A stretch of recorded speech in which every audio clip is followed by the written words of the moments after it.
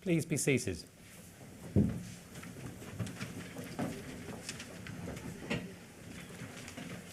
Well, good morning, everybody, and a very warm welcome to the Royal College of Surgeons of England today for this Diplomates ceremony. Particularly a warm welcome to those of you who may be visiting our relatively newly refurbished building for the first time, and welcome to those of you who are watching through the live stream this morning. You're all exceedingly welcome. Today is a day of celebration, and we acknowledge the huge achievements of our diplomats in passing their membership and fellowship exams. And it really is a huge achievement. Many of us here on the stage remember our own exams. In fact, most of us can remember the questions that were asked in those examinations. I particularly remember the ones that I got wrong, unfortunately. And there are many of us on the stage who have been examiners for the MRCS and FRCS examinations, and we recognise the important high standard that you have to reach to pass those exams.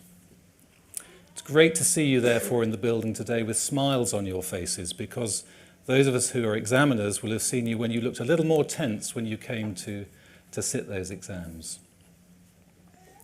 But today is a recognition of that huge achievement, and we're delighted to be part of that celebration for you as you celebrate with your friends and family today.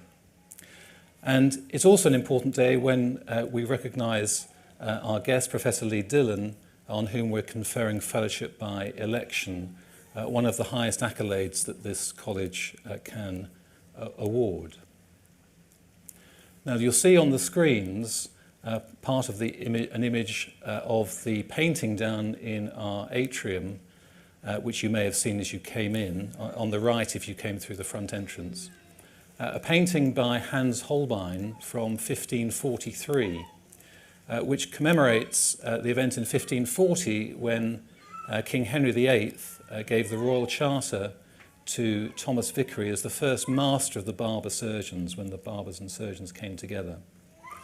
I'm afraid we had a minor falling out in the 18th century and went our separate ways, and we subsequently became the Royal College of Surgeons of England, but we continue to have good relations with the Worshipful Company of Barbers, and we meet with them on an annual basis to commemorate that event and commemorate Thomas Vicary, a well-known surgeon of the time who was based in Kent, as we have a Vicary lecture and dinner in the autumn.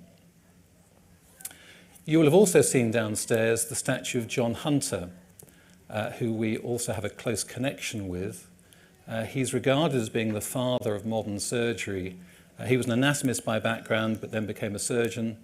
And he was the first really to apply the rigours of science to surgery and was meticulous in describing the symptoms and signs of surgical diseases, which of course were very different, and the treatments were very different at that time.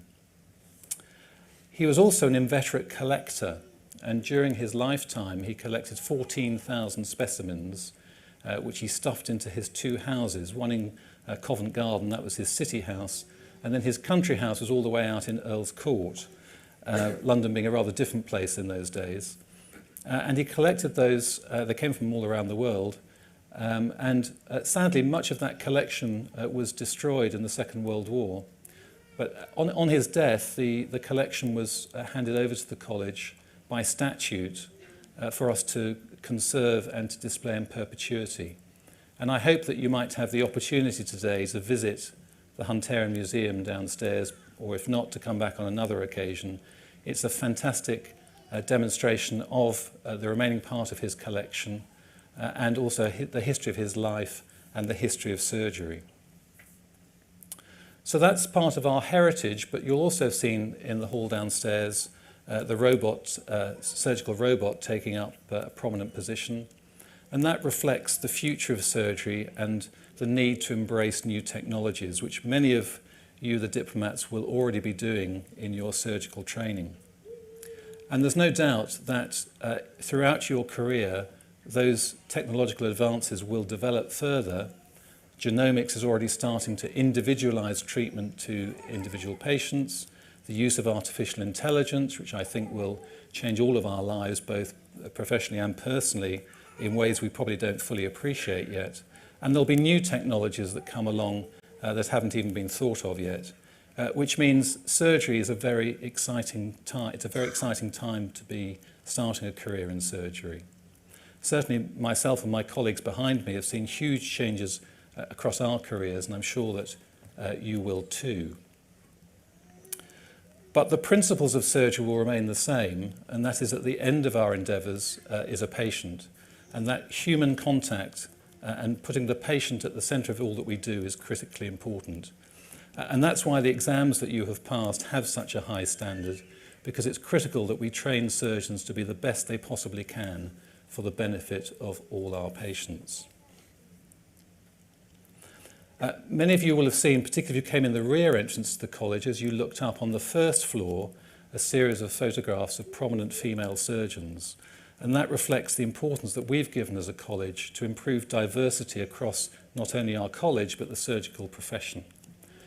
We've encouraged more women to come into surgery, and including by our Parents in Surgery program, recognising that trying to manage a surgical career and perhaps another medical or surgical career and a family can be very challenging. And we want to make sure that surgery is accessible to people from all backgrounds who wish to pursue that as a career. We know that the last few years have been particularly difficult, and you as diplomats in your surgical training have experienced the rigours of going through a global pandemic and the implications of that, the disruption of surgical training, the need to redeploy to other parts of the hospital. That's been followed by a period of prolonged industrial action, and we recognise the impact that that has had. We as a college are committed to making sure that training is put at front and centre, particularly when there's an emphasis on trying to deal with a huge surgical backlog, which of course is important to treat those patients, but we mustn't overlook the importance of training in that process. But I don't want to be negative. You are in your early stages of what is a fantastic career, and the opportunity to operate on people and by your own endeavours to make them better by your own hands is a huge privilege, and one that we should never forget and take seriously.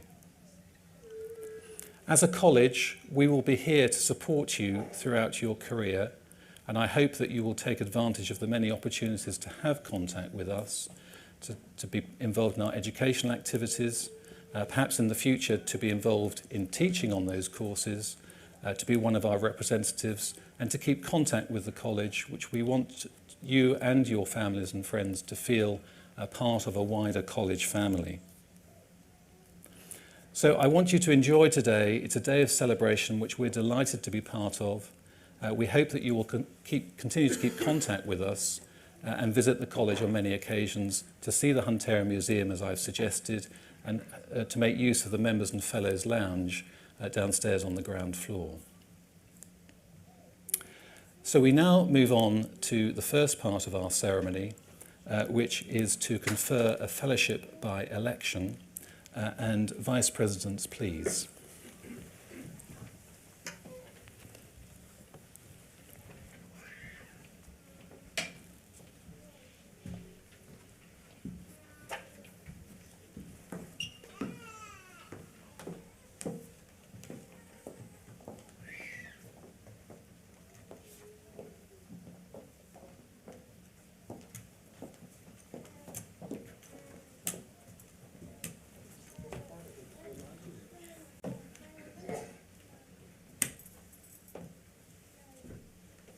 if you'd like to come and stand here. And I'm going to invite Mr. Tim Goodacre, past Vice President of the College, to read the citation, please. Thank you.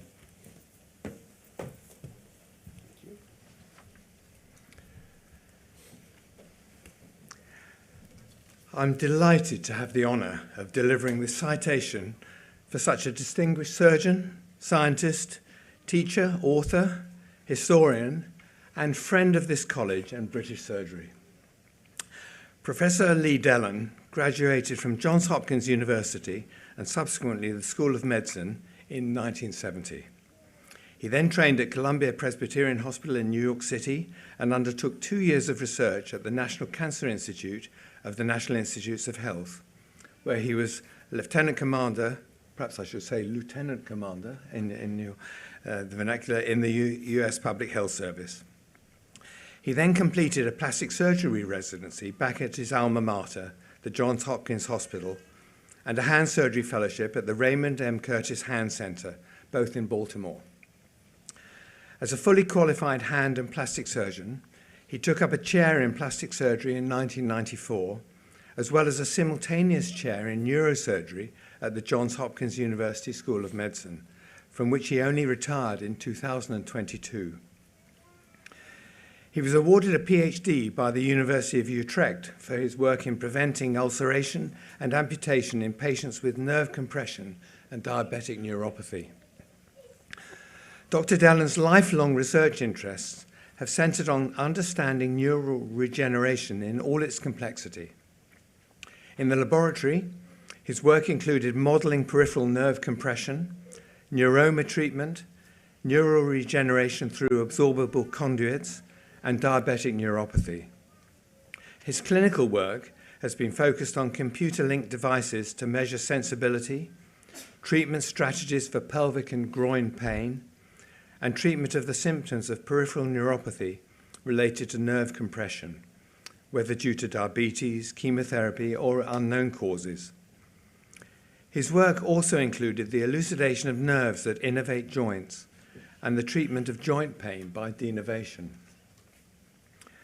His accolades for this research output are truly staggering. He won 26 National Research Awards, including the Radium Society Award in 1974, the Cleft Palate Award in 1977, and the Emanuel Kaplan Hand Surgery Award in 1985, and again in 2012.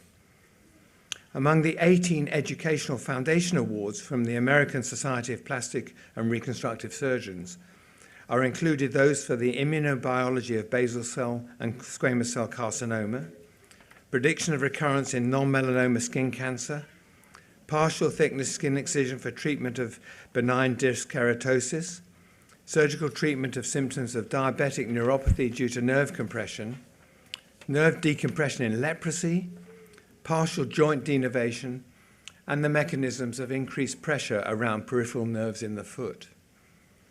Professor Dellon has, as a consequence, had 88 visiting professorships, delivered 283 invited lectures, is the author of 10 books, 104 book chapters, and more than 550 articles published in peer-reviewed journals.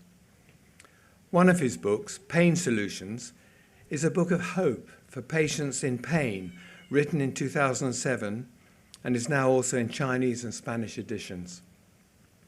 His first novel, The Prosector, was published in 2022 and champions a fictional woman surgeon from the Victorian era. His most recent book, Sensory Nerve Reconstruction and Transfers, will appear in 2024. He's been on 11 editorial boards of prestigious journals and is a founding member and past president of the American Society for Peripheral Nerve. He has been vice president of the American Society of Reconstructive Microsurgery and was the director of the Dellon Institutes for Peripheral Nerve Surgery, with institutes in Baltimore, Maryland, and Henderson, Nevada. One might be forgiven for a sense of disbelief in his having allegedly retired from surgery in March 2022. What this litany of accolades does not indicate is Professor Dellon's abiding passion for matters of surgical history, and of John Hunter in particular. He feels much in common with Hunter, who spent his life dissecting as well as caring for patients. And Professor Dallon has spent years himself in the cadaver lab learning anatomical secrets such as the innervation of human joints. He has a long personal relationship with our college, having close links with many celebrated great names in upper limb surgery from these islands and guest lecturing at meetings here. Perhaps needless to say, he is a great enthusiast as well for the Hunterian Museum below us here. Mr. President and distinguished guests, I present to you for admission as a fellow by election, Professor Arnold Lee Dallon.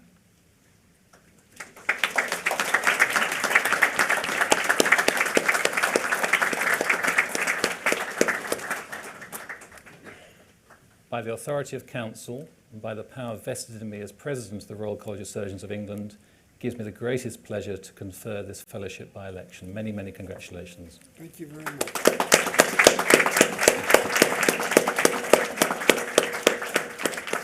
Okay, thank you. Shall I hold on to that? And then Yes. we'll let you go down. The Yes, Vice thank President you. will take you back.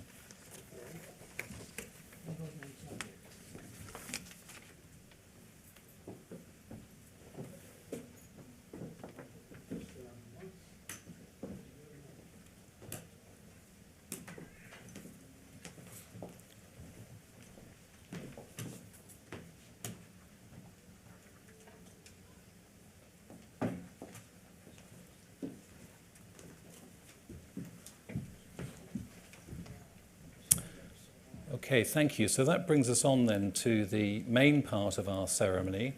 And there's a little bit of stage management to do as my colleagues come off the stage so they can bring up their batch of diplomats to receive their certificates, which gives me the opportunity to ad lib for a moment. I've spoken about how important this day is in people's lives, and that was brought home to me very recently on a visit to Glasgow. Now, there are 4 surgical royal colleges across the British Isles, and as the diplomats will know, we work together to oversee surgical training and provide exams across the 2 nations.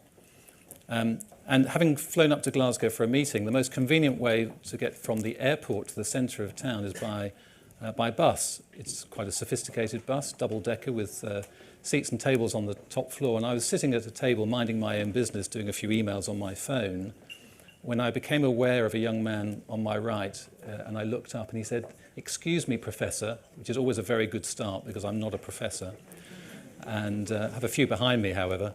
May I have a selfie? It's slightly unusual. And I looked at the woman who's sitting across from me, who I didn't know, and I said, "I'm not a celebrity, by the way."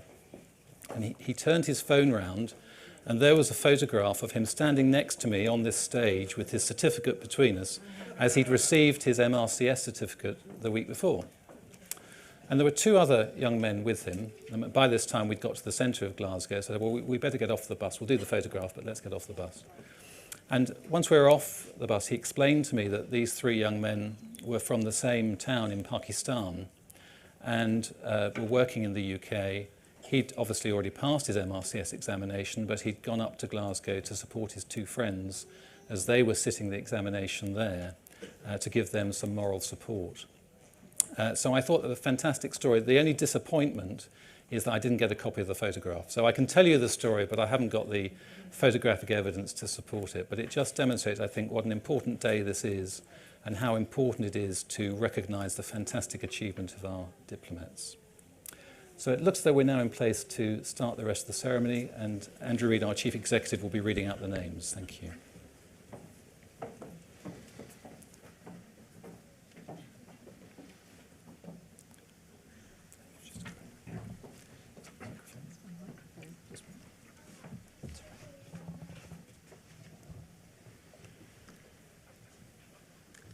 President, I present to you a Senior Clinical Fellow. Mohammed Azli Hisham Abdul Aziz.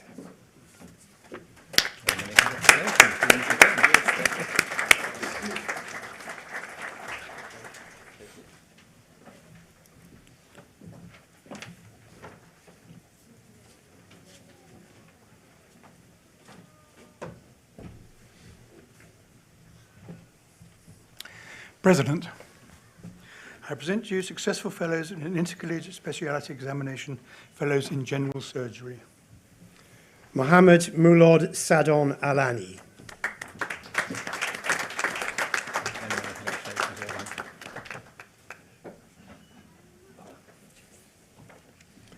Adewale Ayeni.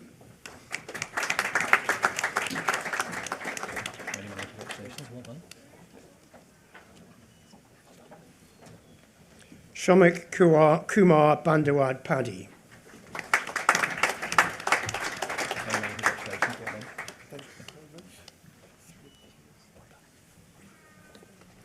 Jeffrey Daly.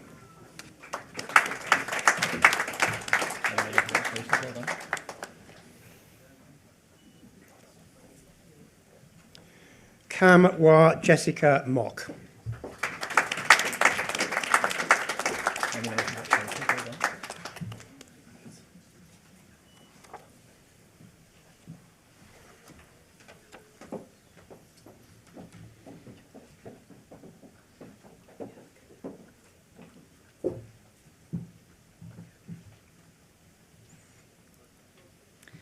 President, I present to you a fellow in oral and maxillofacial surgery.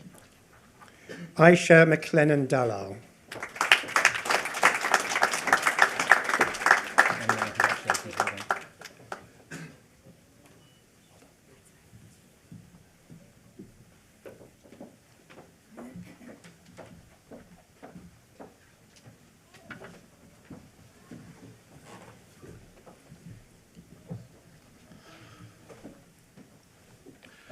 President, I present to you fellows in plastic surgery. Nader Ibrahim.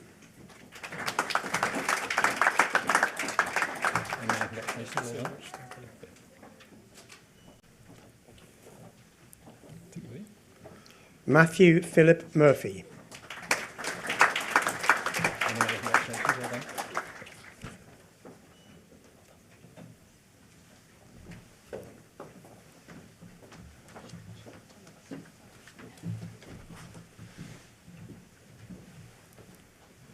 President, I present to you fellows in trauma and orthopedic surgery.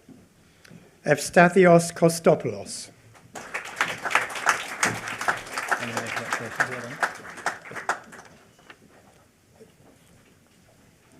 Hannah Jane Sevenoaks.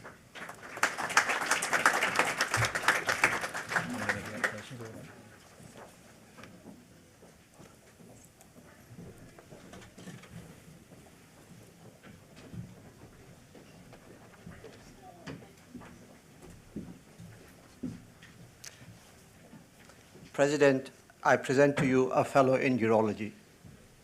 Abdelazim Mohammed Sami Mahmoud Gad El Shabeni.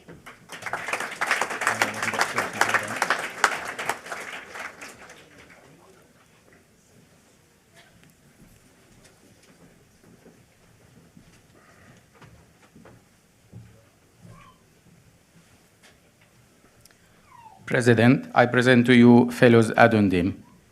Mohammed Faisas Sazad.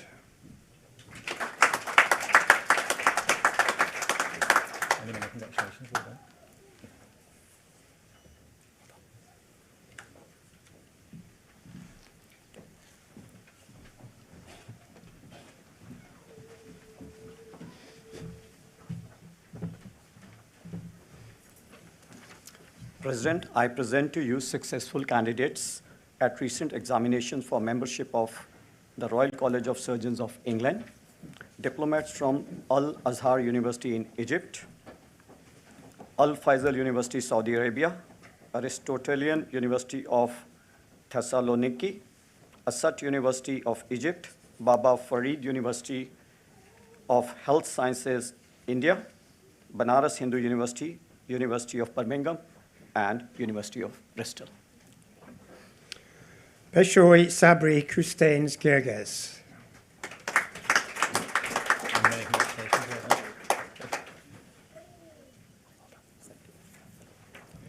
Sashini Idawela.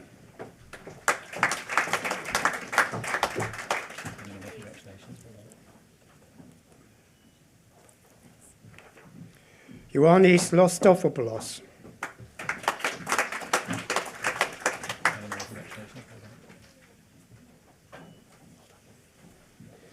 Alexandros Melimenis.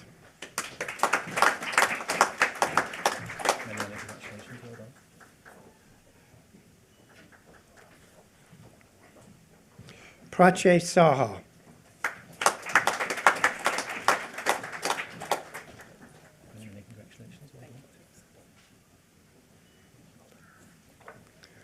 Ashish Vasudev.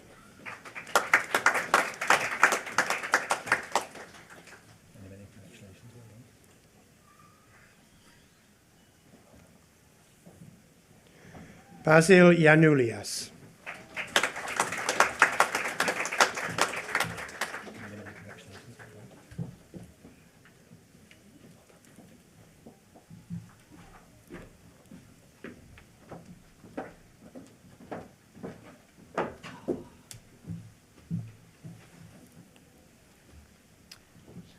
President, I present to you diplomats from Cairo University, Egypt, Dr. NTR University of Health Sciences, India, Government Medical College, Koshiki, India, Grigore T. Popa University of Medicine and Pharmacy, Romania, Port Said University, Egypt, University of Bristol, University of Dhaka, Bangladesh, and University of East Anglia.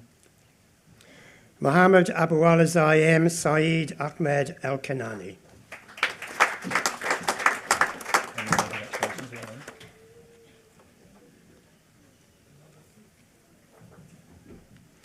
Jayam Emmanuel.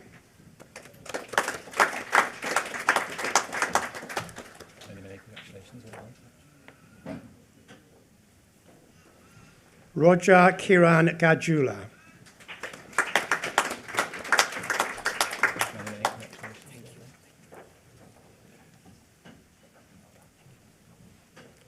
Christina Loredana Gavrila.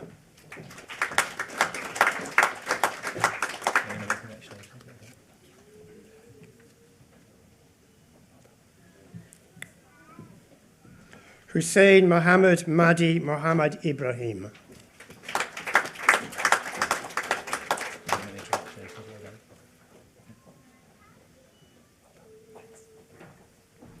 Ismat Jahan Lima.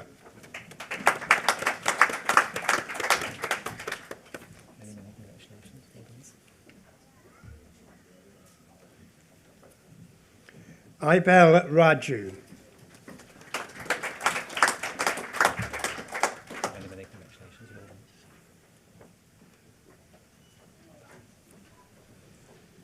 Charlotte Ray.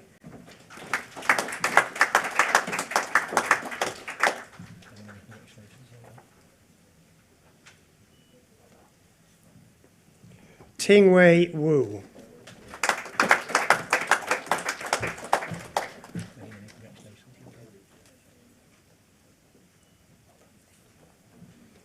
Azeda Yunus.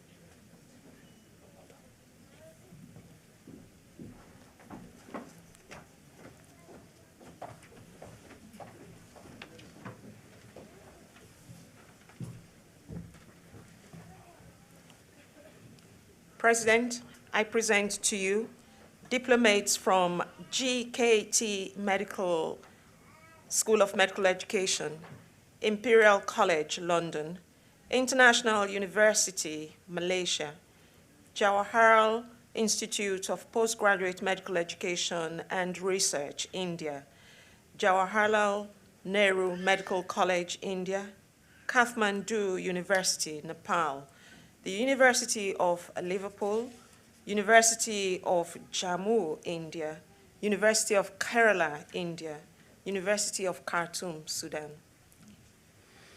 El Tahir Ahmed El Tigani El Tahir.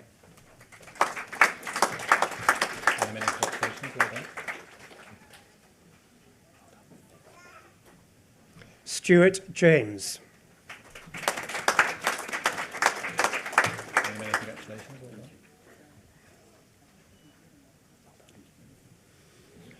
Pamesh Jha.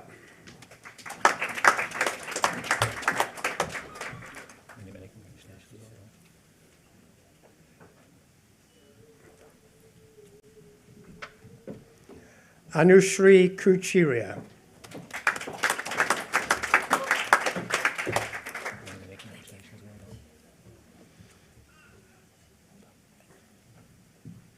Joseph Latham.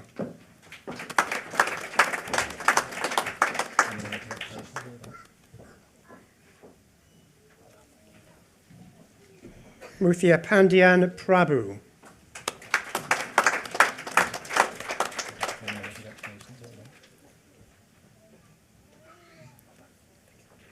Bharath Shahji.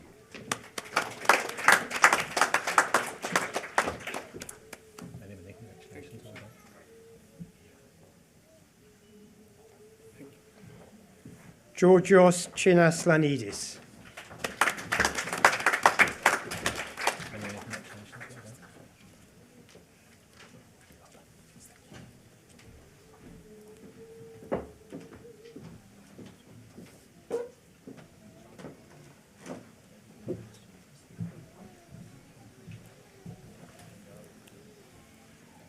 President, I present to you diplomates from Dr. NTR University of Health Sciences, India, Madonna University, Nigeria, Mansoura University, Egypt, Newcastle University, Pondicherry University, India, the University of Manchester, University of Malta, and University of Nottingham. Charlotte B.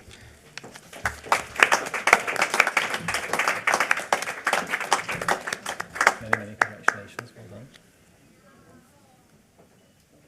Now, don't go away, because very special occasion. Ginny Bobrick, one of our council members, happens to be your cousin, I understand. So Yeah. needs to come and have a photograph together. So.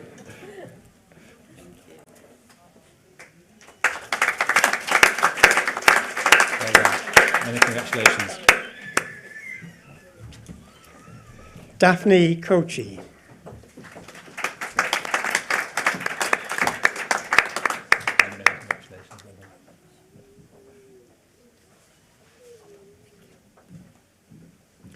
Omar Eldeeb.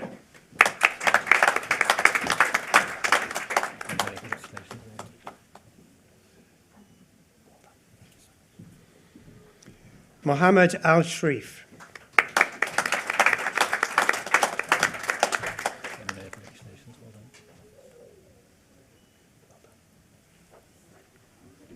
Jen Yi Kwan.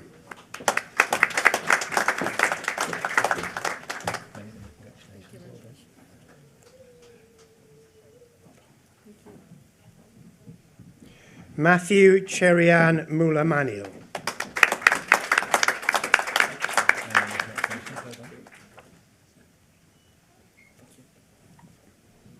Vandana Panem.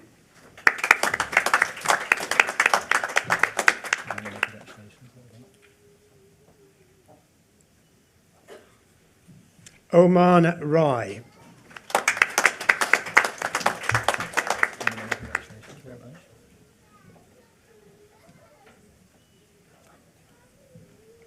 Mohammed Youssef.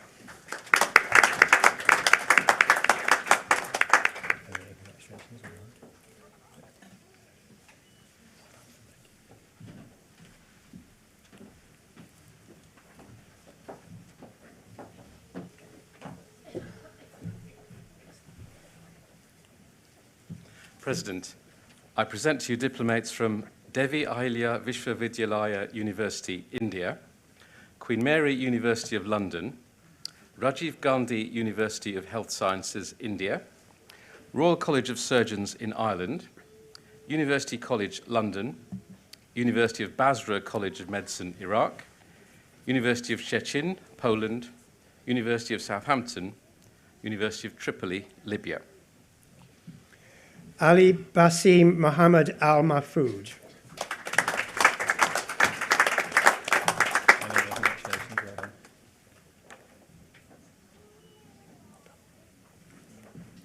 Abdul Hamid Fadel A. Falag.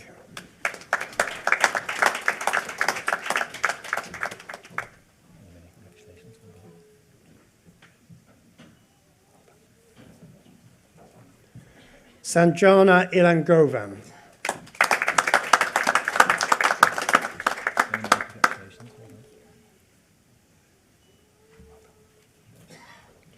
Rakshay Kaur.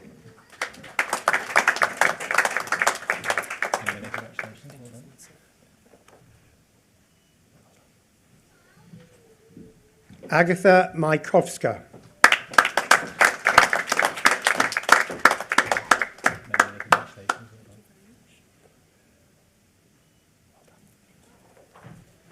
Nikita Malaya.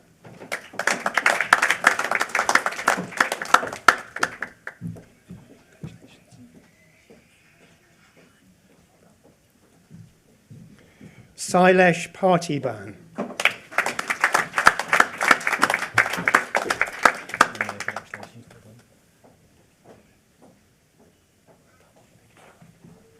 Shahan Shahid.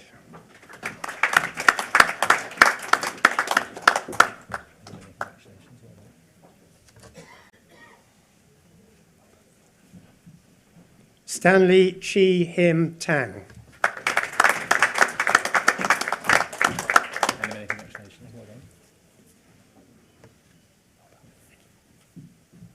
Joanna Yin Ji Ting.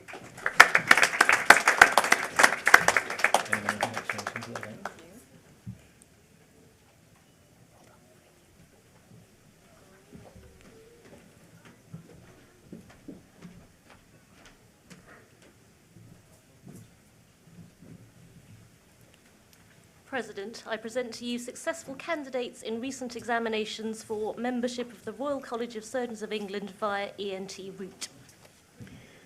Pooja Chatterjee.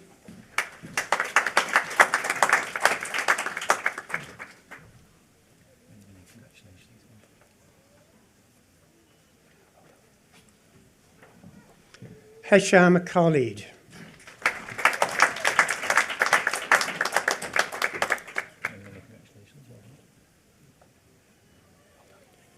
Muhammad Akmal Muhammad Shafi Salama.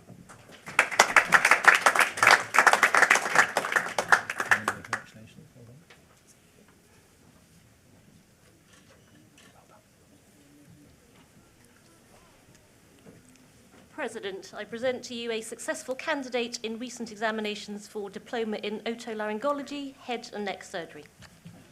Arjun Anthony Grayson.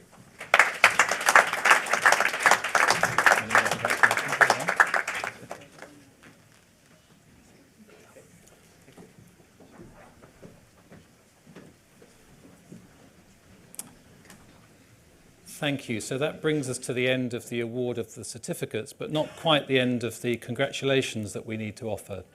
I'm sure that all the friends, family, and supporters here would like to show their appreciation again to the diplomats. So I'm going to ask all of you on that side and those at the back to stand up, please, if you would.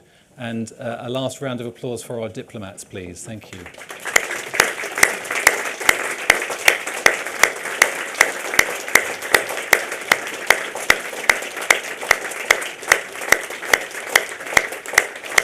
Thank you. Please be seated. Now, diplomats, I'm sure you will recognise all the support that you've had from your family, friends, loved ones to see you to this point. You've done a lot of the hard work, but you've had their support, emotional support, perhaps even financial support. So I'd like you all please to stand up and a large round of applause for your family, friends and supporters. Thank you.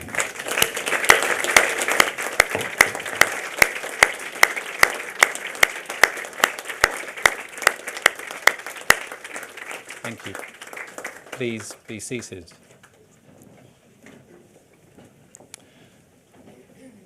And I'm now going to invite our new fellow by election, Professor Lee Dillon, to come to the stage to give his address to the diplomats, please. Thank you.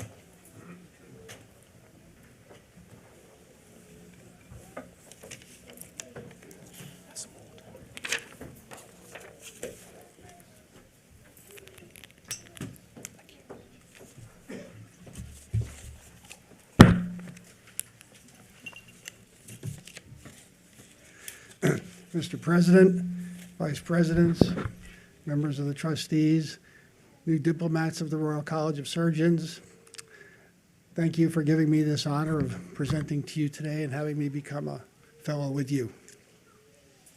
When I received my notification by email, I was told I would have to give an address.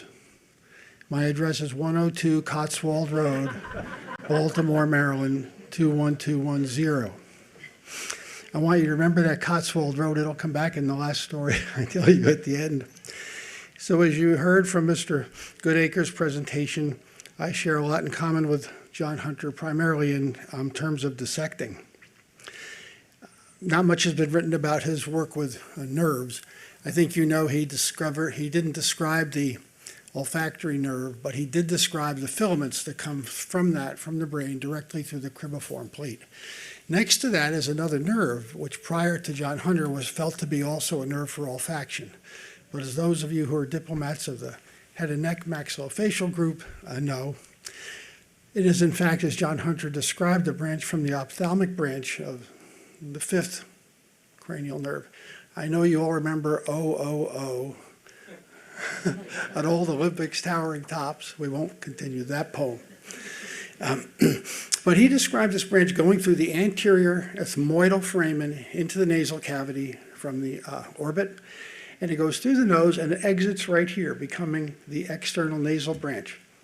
And I've had a chance in plastic surgery to have two patients with horrible pain right here, and thanks to John Hunter, I was able to go through the medial side of the orbit, reflect the periosteum, find this little tiny, less than a millimeter nerve branch with the artery, divided at that point to relieve people from pain here, one from a rhinoplasty and one from a cancer resection. He also was the first to describe what we call referred pain, but he called it delusional pain. Well, my first research in plastic surgery had to do with the nasopharynx, where we just were discussing John Hunter's work.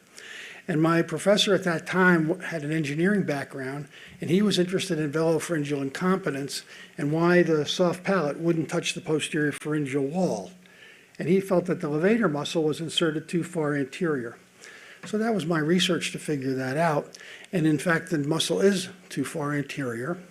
So as a medical student, if it's too far anterior, we just need an operation to move it back.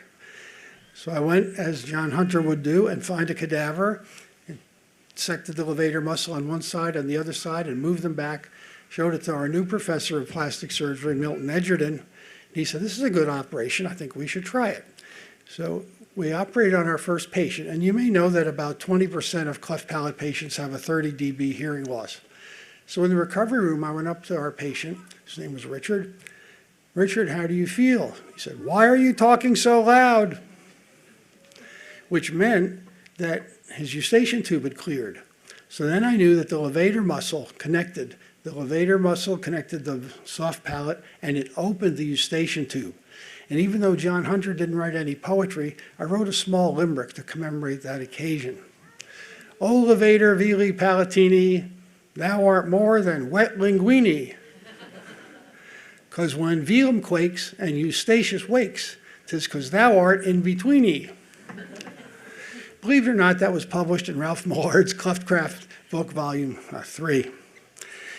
Well, also in medical school, I worked out how to examine the hand to evaluate nerve regeneration and developed sensory reeducation to rehabilitate the hand with a hand injury. And my first book in 1981 was entitled Evaluation of Sensibility and Reeducation of Sensation.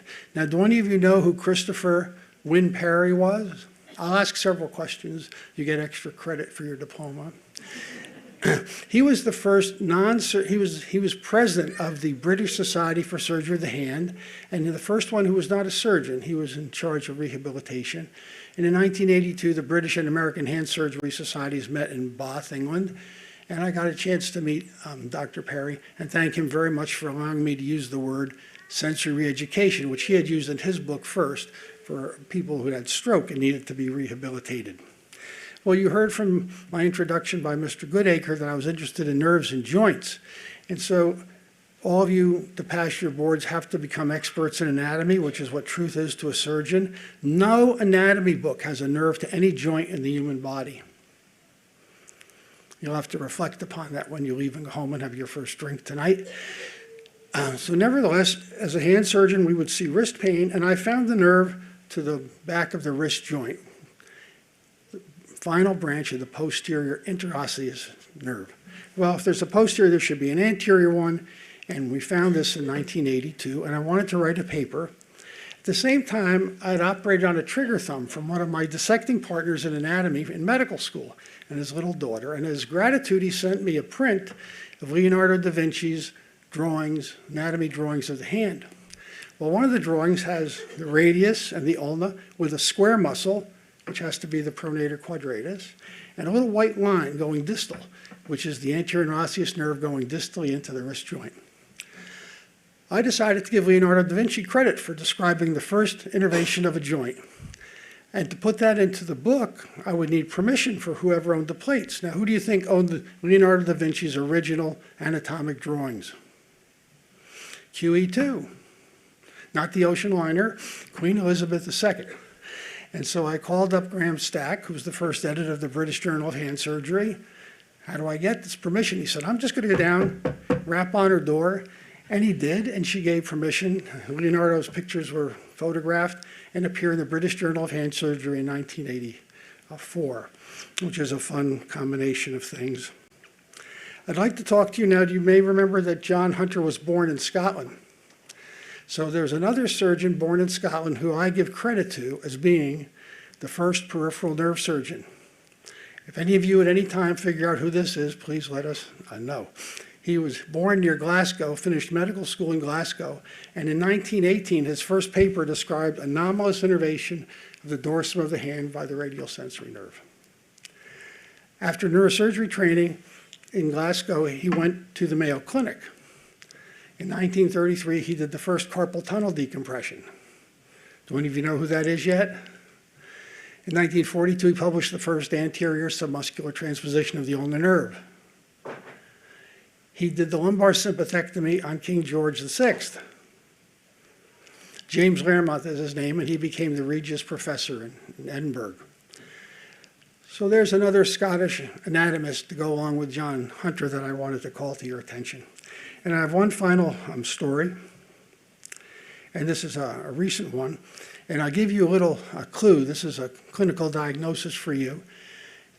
And when you were probably trained in medical school to be neurologists and have one of those red and green pins to stick in people's fingers and hands to see whatever you wanted to study. And I try to tell our hand fellows that's not a good way to build a practice by sticking your future patients with needles. But there is a time it's important to do. And we're sent patients occasionally with all the intrinsic muscles wasted, which would be the median and ulnar nerve, but they have normal two-point discrimination, which you shouldn't have if you have a peripheral nerve compression. However, they can't feel pain and temperature. That's the time to stick them with a pin. What would the diagnosis for that be? Now, I know some of you studied and trained in Egypt. What's that big stone pyramid that Napoleon's soldiers shot the beard off of? The Sphinx. Now what's the diagnosis? Okay, you have to repeat your board exams. I'm sorry. It's a syrinx. So my wife and I went to see a Broadway show, not at the West End, similar to the West End, but in New York. And afterwards, we went back to our hotel to the bar, and we're having a drink. And next to us are a husband and wife, and they looked about 10 years younger than us, and the women started talking. And I asked the man where he was from. So he said he was from the United Kingdom. In particular, he lived in the Cotswolds. Now, do you remember my address? I told him, I live in the Cotswolds. We live on Cotswold Road. He lived in the Cotswolds. So, of course, we had to become lifelong friends. And it turned out he worked in the automobile industry. And I told him I was a plastic surgeon. People usually ask me what I do, and I say, I refinish antiques. Because once you tell them you're a plastic surgeon, it lets off a whole new set of questions. But nevertheless, I told him really I was interested in nerves. And he told me his wife, and here's where your last diagnosis comes in, his wife had pain or strange sensations just in her left side, around her chest, and she was getting weak on her left side. By then it was like 1 in the morning, and I couldn't really make a diagnosis of anything except it was time to go to bed. And as my wife tells the story, I woke up in the middle of the night and said, I know what her diagnosis is. So she had a syrinx in the thoracic spine, which is very rare. And I called him in his room, and when they came back to London, or the Cotswolds, they came to London, she had an MRI, she had a thoracic syrinx, and it was going inferiorly, and it was compressing her nerves, and they thought soon she'd be a paraplegic. And I'm happy to say that when I had brunch with them at Charlie's Restaurant and Brown's Hotel on Sunday, and she walks quite well. She brought her children and one grandchild, and one of her daughters is pregnant. So that's a happy ending to peripheral nerves and John Hunter. And thank you very much for giving me this chance to speak to you.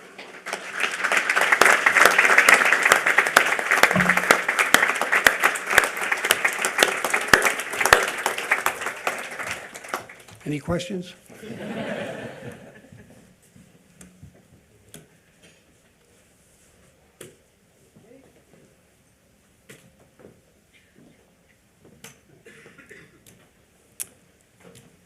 Thank you. I'm now going to ask our Senior Vice President, Professor Vivian Lees, to give the vote of thanks to Professor Dillon, please. So thank you.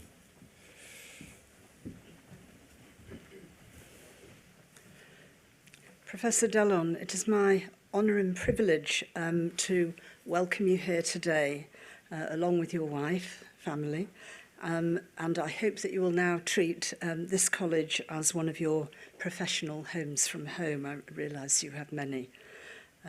Congratulations on the fellowship by election. You have so eloquently spoken to us today and entertained us with these surgical vignettes. What comes across so much is your infectious enthusiasm for your subject, for the clinical medicine, and the context that it sits within history, and also within the different parts of the world. So you've managed to show us all the things that you have in common with British surgery and how your work has fitted in with that. And we could have so much pleasure just listening to you all morning, I'm sure. But you've woven that in with John Hunter's work, which is very familiar with us here. I first came across your name when I was at their stage, and I bought The Discriminator, which is, for those of you who may not be hand surgeons, is a way of looking at nerve recovery with 1- and 2-point discrimination. And I've carried that with me and used it in every hand surgery clinic since.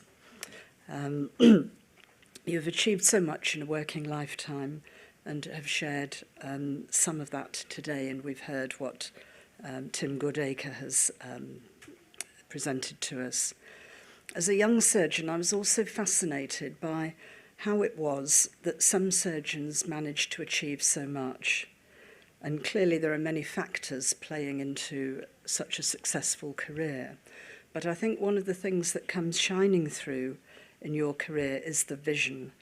And without a vision, you can't achieve. And it's about taking one achievable step at a time in enacting that vision. So maybe something that you can just hold with you all today for your lives. So thank you, sir, for your contribution. And I will ask our audience to now show their appreciation in the traditional way.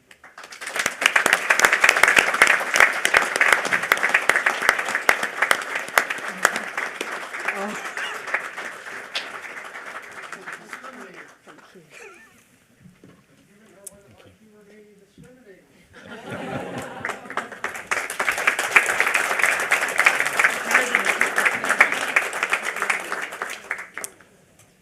So thank you very much. That brings us to the end of the ceremony. Very shortly, I'm going to ask you all to be upstanding as the stage party leaves. And I hope you will then come across and join us for some refreshment on the other side of the 6th floor here. But once again, from myself and all my colleagues behind me, many congratulations to our diplomats today. So please, if you would, be upstanding. Thank you.